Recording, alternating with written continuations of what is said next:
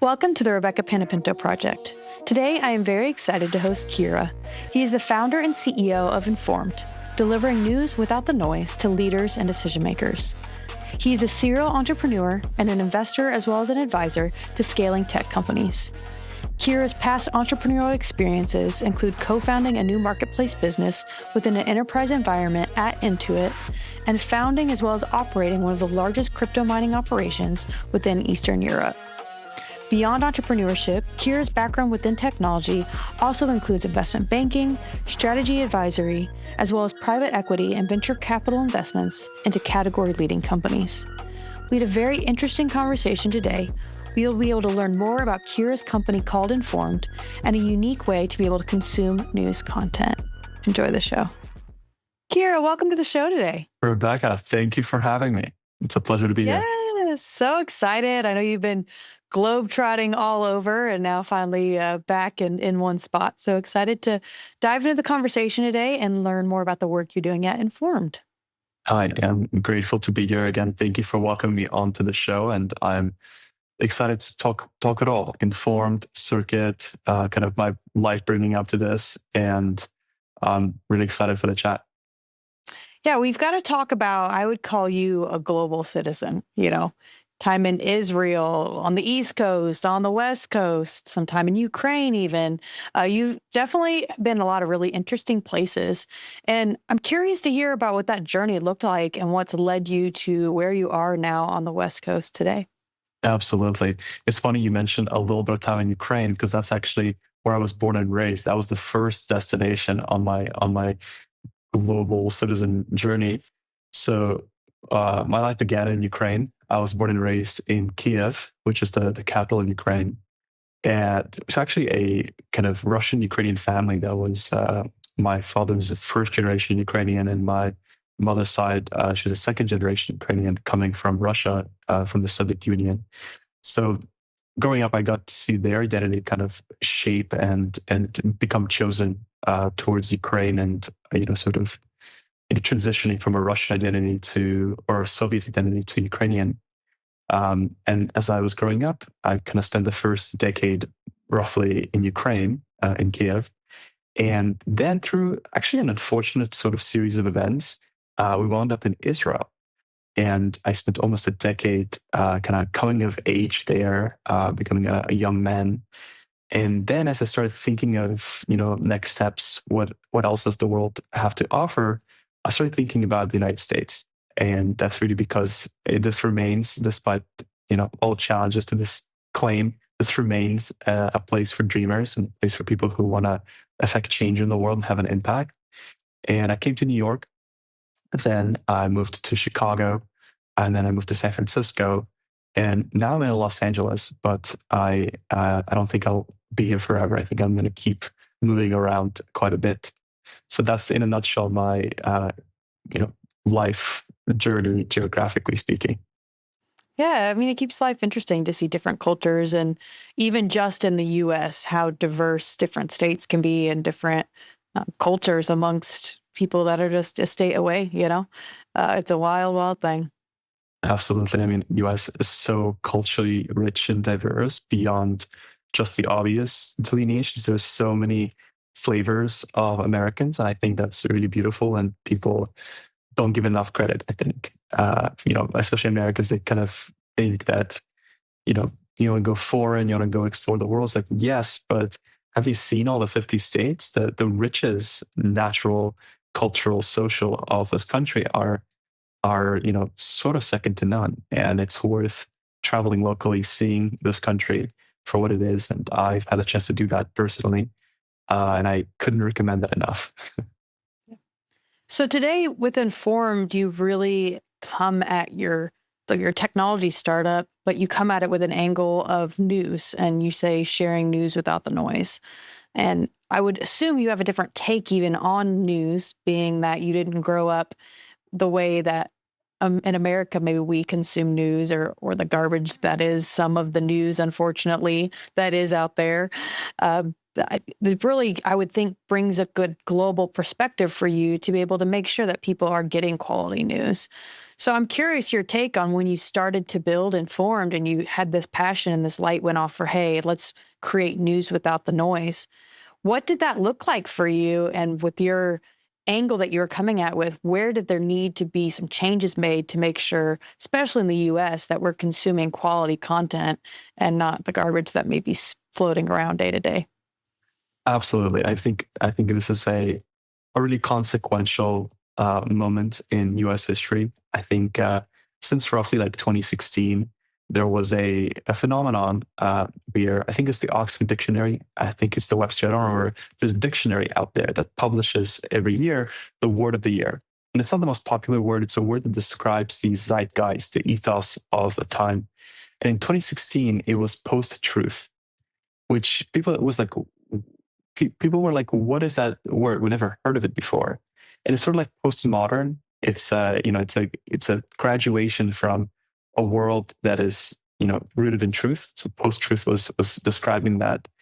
And so the reason I mentioned that sort of naming is it's been 10 years since the beginning of a world that in many ways is no longer as concerned with truth and more around, sensationalism, loud stories, clickbait, attention grabbing phenomenon.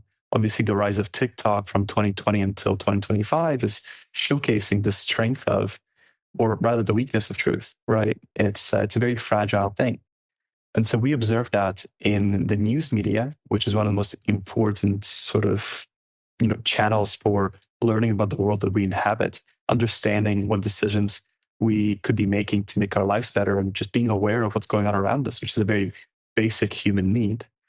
In the news industry, we've seen a lot of news industry turn into entertainment, turn into clickbait, emotional kind of response triggering, and a lot of sensationalism that is not consistent with the goal of, it's not consistent with the power of facts.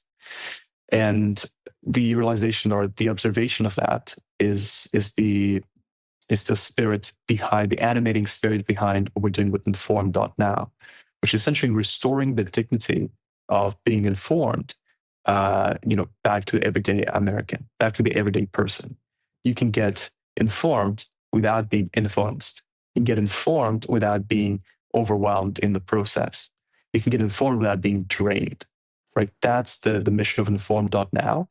And, kind of the soapbox I've been on for some time now.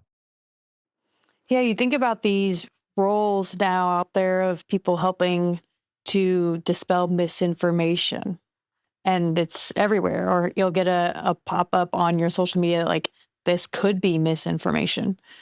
But the reality is when there's things that are not true, there's got to at least be a disclaimer. I would think eventually with AI generated photos and things like that, there'll have to be a little note at some point to be like, "Hey, this is for entertainment purposes," or "This is AI." But Mhm. where is that line drawn, and how are you guys making sure you do filter out what is the misinformation, what is some kind of clickbait, and instead make sure what you're serving up is just absolute truth and content that is valuable to your reader? Totally. And I love that you mentioned this like little disclaimer, because Sora, the new video generation and image generation model from OpenAI, is obviously very popular right now. Folks are using it, and it has this like watermark. I think it's called a watermark on the video saying this is Sora, right? This is a signal that this isn't a real video, right? And sometimes people need that. There is no version of that for news, right? There's no watermark saying, hey, this is actually sensationalized, dramatized clickbait. It is not factual information. Um, and yeah, we should have that. That's not a bad idea. We should have some version of, some standard around, maybe we can just call this journalistic integrity, but some standard around, hey, this content that you're consuming is not meant to be factual, or is not meant to be precise. There isn't a tool like that. There isn't incentives for that tool to exist in the industry. There is, I have very low hope that that's actually going to ever exist. And so the practice essentially, or the endeavor of every newsreader in the world right now is trying to find the truth, trying to find the facts, trying to find what's actually going on amidst this sea of noise that seems to be proliferating at great speeds and is sensationalizing, clickbaiting, advertising, being very verbose. It's just this constant machine of words and content and images. You have to take that and you have to kind of decipher, okay, what here is actual signal in all of this noise? And that's exhausting, right? The reason most people don't read news anymore, especially in America, is because it's an exhausting experience and you're tired, you're busy, you have other things to do. You can't spend a few hours a day deciphering the signal from the noise of news, which is why we do that for you, because we believe the power of facts is a human right of sorts. It's something that we all should have and should have at least access to. And so we do that hard work for you, the research, the scanning, the kind of the cross-referencing, the checking, to articulate, to identify and articulate, to convey what are the facts that are shaping the world. So that's the work of informed.now, and I can get into some more detail if you like as well. Yeah, is it your AI fighting another AI versus, just knowing certain platforms are biased? Like, where does that kind of check and balance come in to what makes it to the informed delivery system versus Yeah. what gets put by the wayside as, no, my readers aren't going to see this? Yeah, let's get specific. I love this. I love this push. I think it's all of the above, right? It's one, it is our AI versus other folks' AI. It's ironic, but I think there are two sort of sides to the AI leverage.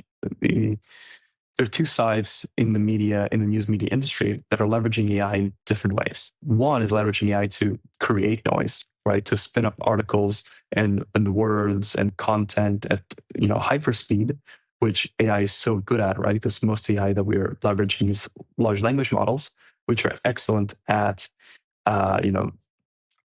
word vomiting. And in the industry that is looking to misinform, to mislead, to entertain in some ways, that can be a really powerful tool. It can also be a very malicious tool. And the rise of AI adoption is faster among bad actors than among the good actors. And so we're seeing a lot of that. We're seeing a lot of AI being used to generate noise, to create misinformation as well. And we're sort of on the other side of this battle of leveraging AI to denoise, declutter, and tease things apart, to understand irregularities, where facts are disagreeing, where language is being charged for no apparent reason, right? Where things are being manipulated. So there's definitely a difference in leveraging AI in different ways. We are sort of thinking of ourselves as folks who declutter news. And there are countless solutions in the market right now who are looking to help writers or help publishers clutter the news more, generate noise to flood the channel. So we don't stand for that. That's, one big difference. Number two is we have a secret weapon. And our secret weapon is really obvious.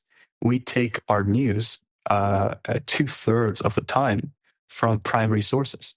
So instead of taking it from someone else who is taking it from someone else, secondhand, third-hand reporting, we actually are able to tap into the primary sources, whether that's the White House or the central bank or the United Nations or the European Union or a government announcement from the Middle East or a company announcement. Right? We would take it from the horse's mouth.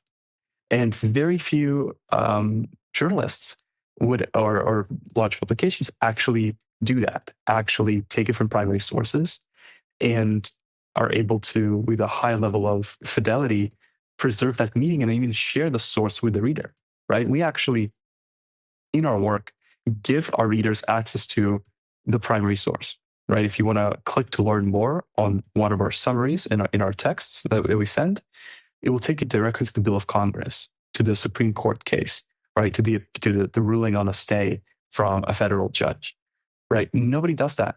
It's almost like weird that the pillars of American journalism are not taking the readers almost seriously enough to give them the primary source, to show them what the Supreme Court actually said instead of regurgitating it for them. So I think that's the second piece, is our loyalty, our faithfulness to primary sources. Now, when it comes to the Informed platform, what are the main topic areas that you're serving up consistent news to your readers on, would assume, daily, weekly, monthly basis? Yeah. So we text every morning of every weekday, and we skip the weekend, but we don't actually skip it. We just, we cover all of the weekend on Monday instead of, bothering on the weekend. We really believe in like what we call media mindfulness, right? Which is this idea of like, you don't have to be consumed by media. Like if you're consuming news, doesn't mean you need to be consumed by news. And I think that's a really important distinction. There's most of the time no business reading news on the weekend, like, just live your life. And there's no business really reading news for most people more than once a day in the morning. Like you have other things to do. So we keep a very like distance format when it comes to, really focusing on news at the right time and just the right amount of news to, just the news that's worth reading, like a very efficient approach to news insight. And you asked about the content. We don't think of our curation as a thematic one, where we like focus on technology, on science and politics, not thematic, but rather based on significance, right? We're looking at news that are changing the world, right? So we kind of focus on world news that are changing the world, right? Things that are really going to change the lives of millions and are going to change either the safety, the livelihoods, the security, and the choice and the freedom of large groups of people. So that's the scale of news that we sort of look at. And because we're filtering on significance and not on a theme, we're able to have coverage across many different kind of domains. And they kind of cycle regularly through politics, international relations, military and like security issues, business, economy, culture, society, scientific breakthroughs, technological breakthroughs, matters of that scale, right? And so it really cycles through a lot of different themes, but always with the main question in mind is, does this change the world? If it doesn't, you're going to have to read about this somewhere else, somewhere where they're going to sensationalize it. With us, we focus on these most important changes. Are there real-time updates for, I'll say dramatic world events to some case too? An assassination, an accident, things like that. Are there certain things that'll trigger a second text from Informed to your users? It's possible. We have never done that, right? And so we certainly can, right? We have the first of all, we monitor news 24/7. It's not like we are only doing it at a certain hour. Like we're monitoring the world on an ongoing basis. And so we have the capacity, we obviously have the ability to do that. We have not seen a news item in the last, 10 months or so, just I'll take a sample range or really ever, that was worth bothering people about, like worth alerting immediate real-time alert, because it kind of goes against the grain of our media mindfulness approach. Like if it's something that's so critical, so world-changing, right? If it's essentially an update around an earthquake coming to, a huge chunk of the world, and we're somehow the first people to learn about it, like it's possible. We have never been in that position where we would, text to double text someone, because we believe in this idea that like reading news 24/7 for the person, for the individual, is not helpful. It's not more helpful. It's draining, it's overwhelming, and it doesn't like necessarily give you the value of being informed. Being informed is about knowing what's going on at the right time, but following like real-time breaking news alerts is very demanding, like extremely demanding. And if anything is going to distract you, it's going to sort of disorient you in the context of your own daily life. And so while we have never felt the need to do that, right? So I don't want to say never say never. I don't want to say this is never going to happen, but we see so much, so much news on a daily basis that the bar for something that is going to trigger that level of notification is extremely high. And so I have a hard time imagining what that would be, honestly, because the alternative is you're not going to get it real time. You're going to get it every 24 hours. Like you are getting informed every 24 hours. Breaking that 24-hour cycle is sort of like how important is this really going to be, right? We're keeping a pulse on things for you every 24 hours. Like it's you're going to be in the know very shortly, right? So you know what I mean? Like it would be a lot to text more than that. When you want to be respectful of whatever's going on in the individual's world, something you may deem urgent when, their grandfather is at the hospital with cancer, it may not sit well because it's not their 100%. urgency. So, and I think and it on top makes of sense. that, there are better sources for like real-time breaking things, right? And we don't want to necessarily compete in that space. Like if you're someone who's looking for real-time breaking news stuff, there are so many better sources than us to deliver that. And, so we wouldn't really like play in that space. We focus on media mindfulness, not on breaking news kind of attention strain or attention domination. I'm curious, what does your user base look like then? Who are the people that are media mindful? Is it, a millennial user base? Is it more, the later generations, maybe the boomers that are taking to this content? Who are those Yeah, users that are really coming in and digesting everything from Informed on a daily basis? totally. And I think it's sort of divided into like three categories, but they're also changing. And we have a pretty diverse base with a lot of like little subgroups. Um, I would say the first category is the frustrated millennial. The person, maybe older millennials who have sort of like just seen enough life now, and they're like, why can't I just get neutral news? Why can't I just get objective news? Like this like frustration with the legacy news media. And it gets older than millennials as well. We have folks that are in the Gen X kind of bracket as well, and they feel like, wow, like it's refreshing to see something that isn't tainted with bias or with clickbait. So I think they're coming to us from a place of frustration of like, oh, I wish this existed. Like I wish we just had news that serves me, the reader. And they're finding that finally through us. Then we have this category of the younger person. So there, I think, is a very young millennial or like a Gen Z, maybe even a younger Gen Z. We don't really have any Gen Alpha as much just yet because they're still not interested in the rest of the world. They're still concerned with their immediate environment, and so the younger folks come to us because they're born in such a AI native, like social native. They wake up in this social media native, AI native, internet native world where they have a really high like BS filter where they're like, I'm not reading this. This is clearly trying to manipulate me. I can see it. Like I can tell it. This is misleading. It is a misleading source. This is legacy news is cringe, as they would say, is cringe to them. And so they're looking for these kind of new age solutions that are designed to honor their attention because they're way too selective and way too like almost weathered through the TikTok clickbait that permeates their generation. And so there they just have a much higher much higher BS filter. And so that BS filter doesn't let legacy news medias through altogether. And so they're looking for solutions like this, like ours, to get informed without triggering their BS filters.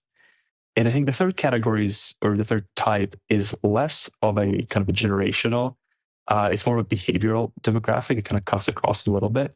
And those are the busy professionals who are, really busy, like absurdly busy. We're talking about the investors, executives, top operators, entrepreneurs who need to stay informed to make decisions about their business, their environment, their family, but they don't have the time to dive deep. They just don't have that time.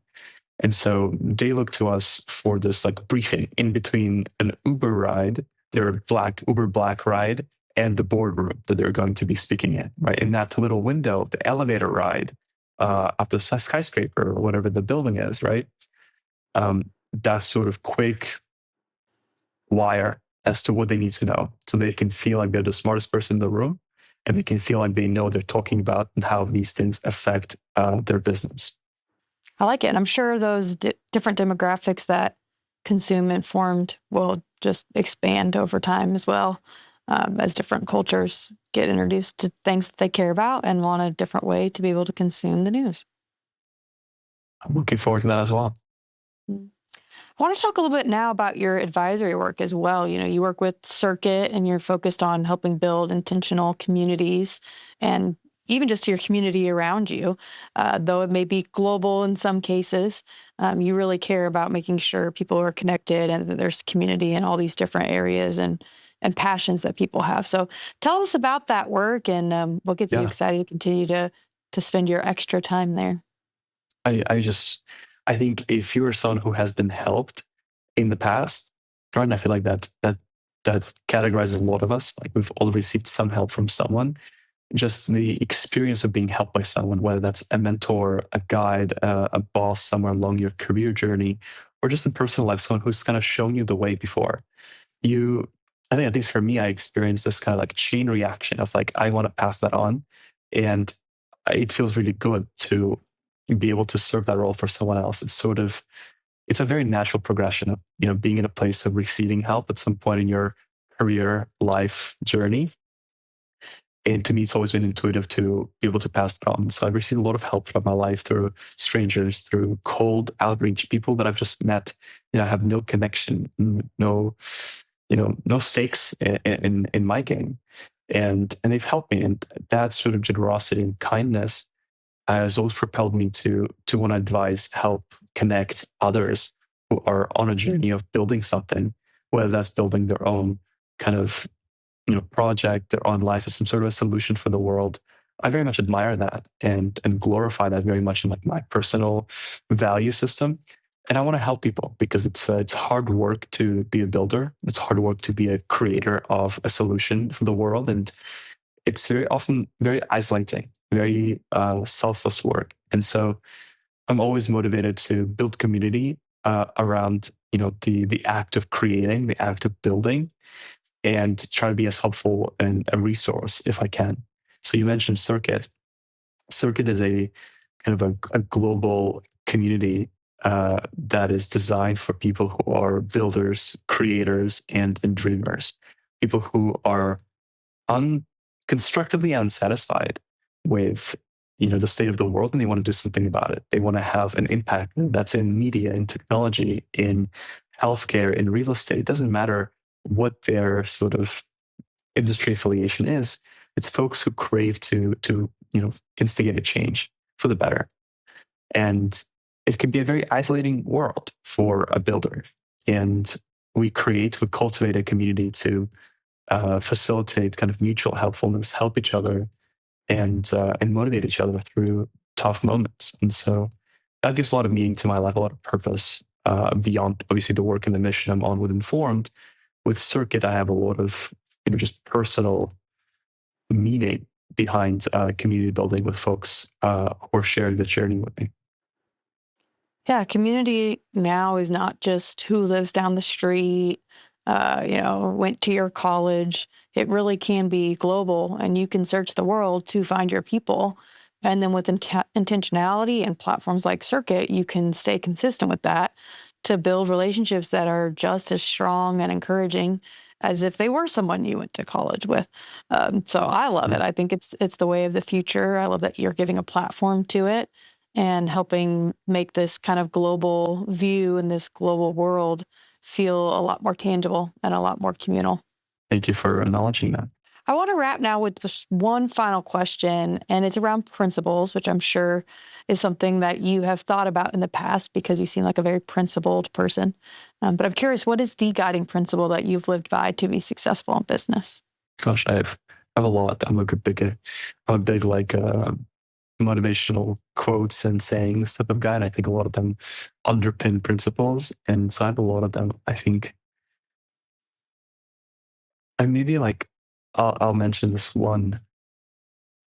I think people underestimate how good it feels to help others. It feels better to help others than even being helped in the first place by others. It feels really good to be useful to other people. And like that feeling, that experience in itself, I think is very human. I think it's very universal. I don't think it's like specific to me. I know so many people who have also experienced like the joy of being helpful to other people and also say like, hey, like that actually feels much better than getting help. It feels much better than, being helped by others is to be of service, to be of help. And so I think people really underestimate how good that feels and they shy away from it sometimes. They like, they worry about being kind of, I don't know, they worry about giving without getting something back. And I think that's reasonable. I mean, that's fair. But the act of giving other people your time, your attention, your service, whatever that means in the context, is in itself a very delightful experience. And I think a lot of people underestimate that and shy away from it. And so a guiding principle that I have is to sort of, be a giver, be a helper, and just enjoy the act of that necessarily without necessarily expecting some sort of return on that investment. Not everything has an ROI. Kira, I love all that you're doing. Thank you so much for coming to share on Informed and Circuit and your world traveling and the impact you continue to make. So we wish you all the best and excited to keep tabs on where Informed takes you. Rebecca, thank you so much for having me. It's been delightful and happy to touch base anytime about any of these things. It's my passion, my world, and I'm really grateful to have share that story with you. Awesome. We'll talk again soon. Thanks, Kira.